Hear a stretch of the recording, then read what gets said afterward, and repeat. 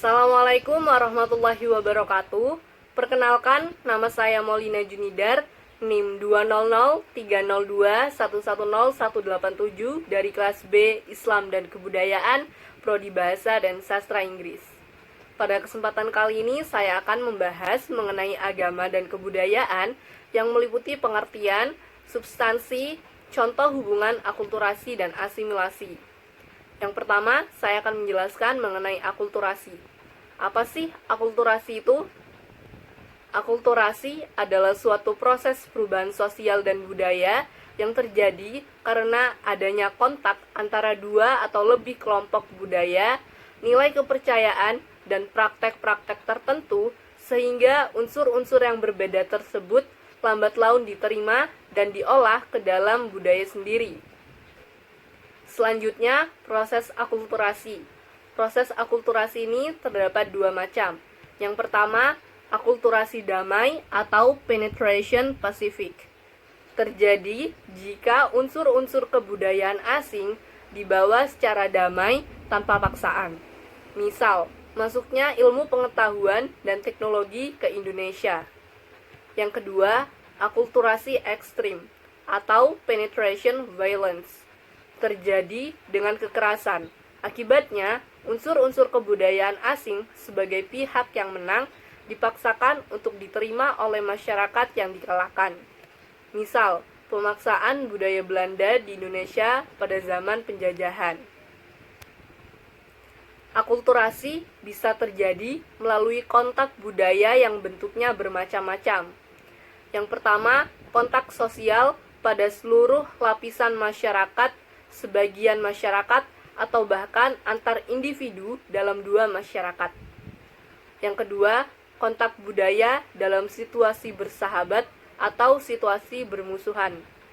Yang ketiga, kontak budaya kelompok antara yang menguasai dan dikuasai dalam seluruh budaya, baik dalam ekonomi, bahasa, teknologi, pemasyarakatan, agama, kesenian, atau ilmu pengetahuan.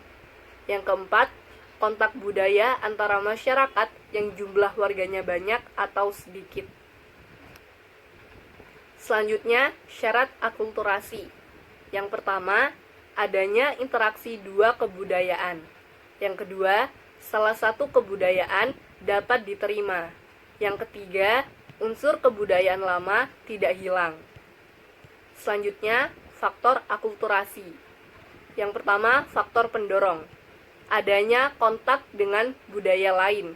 Yang kedua, sistem terbuka pada lapisan masyarakat. Yang ketiga, toleransi terhadap datangnya budaya baru. Yang keempat, adanya persamaan unsur budaya terhadap kebudayaan sebelumnya. Dan yang kelima, adanya penduduk yang heterogen. Faktor penghambat. Yang pertama, sikap masyarakat yang tradisional. Yang kedua, menilai perbedaan kultural secara negatif. Yang ketiga, kurangnya hubungan dengan masyarakat lain. Yang keempat, perkembangan ilmu pengetahuan yang lambat. Dan yang kelima, adat atau kebiasaan. Selanjutnya, contoh akulturasi budaya dan kaitannya dengan masuknya Islam ke Indonesia. Yang pertama, seni bangunan, seni ukir, sistem kalender, kebiasaan adat, seni sastra dan aksara, dan yang terakhir batu nisan. Seni bangunan.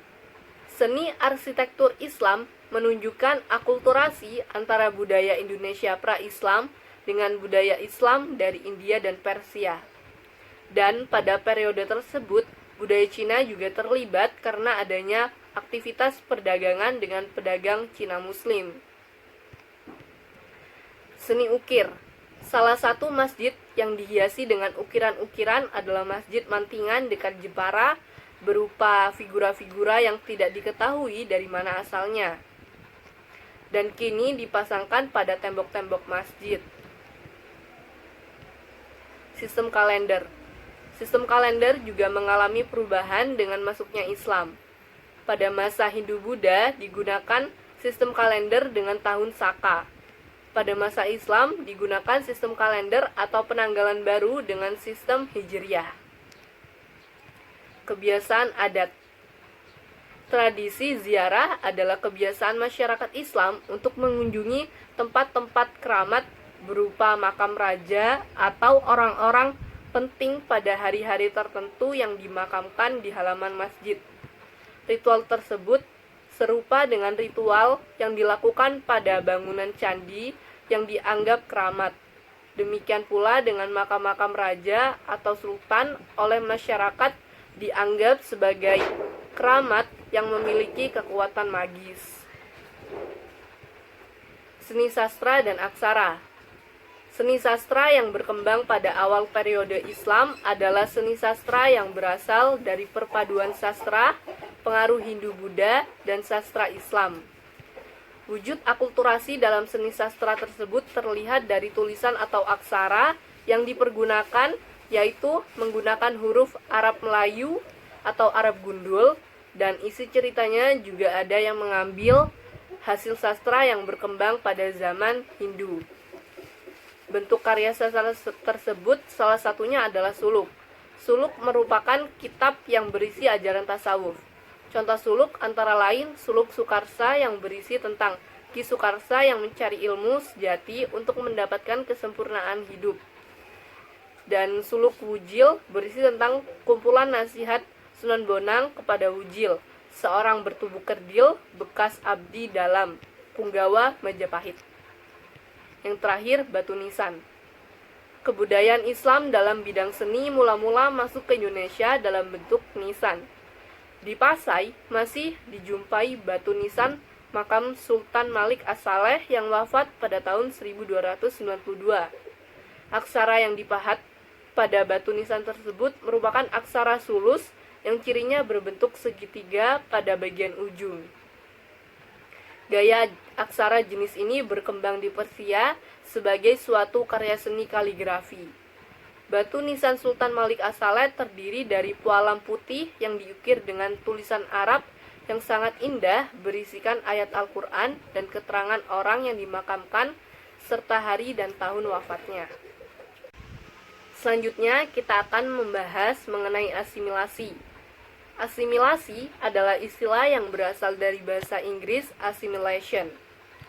Asimilasi adalah proses perpaduan dua kebudayaan atau lebih yang terjadi di dalam kehidupan masyarakat, sehingga membentuk kebudayaan baru yang bisa diterima dan diakomodasi oleh berbagai pihak. Syarat asimilasi yang pertama, terdapat dua kebudayaan yang berbeda.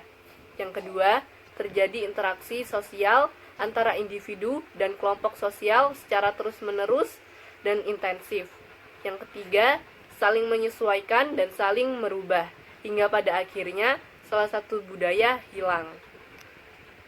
Jenis asimilasi ada tiga. Yang pertama, asimilasi budaya, yaitu proses mengadopsi nilai, kepercayaan, dogma, ideologi, bahasa, dan sistem simbol dari suatu kelompok etnik atau beragam kelompok bagi terbentuknya sebuah kandungan nilai, kepercayaan, dogma, ideologi, bahasa, maupun sistem simbol dari kelompok etnik baru.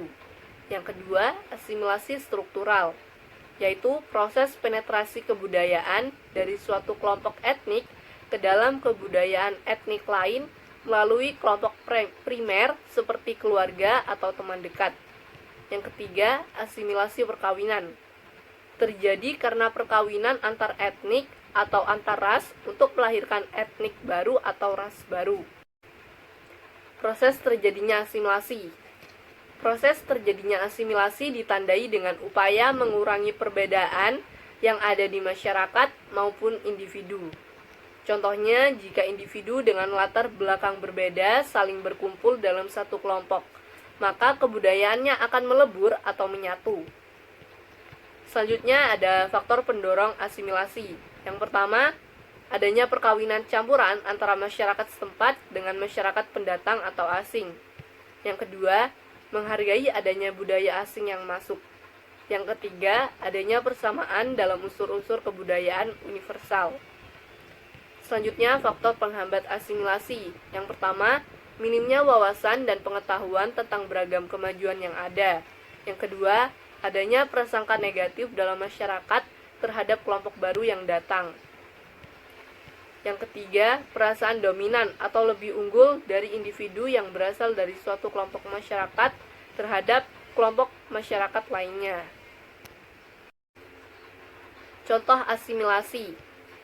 Contoh asimilasi dapat ditemukan dalam ajaran agama Hindu yang dikenal dengan adanya peringatan 3 harian, 7 harian, dan 40 harian. Dalam agama Islam, sampai saat ini banyak yang melakukan peringatan seperti itu, meski dalam bentuk yang berbeda. Perbedaan dan hubungan antara akulturasi dan asimilasi. Akulturasi dan asimilasi memiliki perbedaan yang terletak pada hilang atau tidaknya kebudayaan asli di kelompok masyarakat. Akulturasi mencampurkan kebudayaan tanpa menghilangkan ciri khas budaya aslinya. Sedangkan asimilasi membentuk budaya yang sifatnya baru atau budaya aslinya perlahan mulai luntur dengan adanya budaya baru tersebut. Keduanya memiliki hubungan yang sangat erat, baik akulturasi dan asimilasi tidak bisa dipandang secara negatif, karena semuanya memiliki dampak tersendiri bagi masyarakat. Hal ini juga bergantung pada bagaimana masyarakat bisa menerima proses akulturasi dan asimilasi. Sekian video dari saya, semoga bermanfaat. Terima kasih. Wassalamualaikum warahmatullahi wabarakatuh.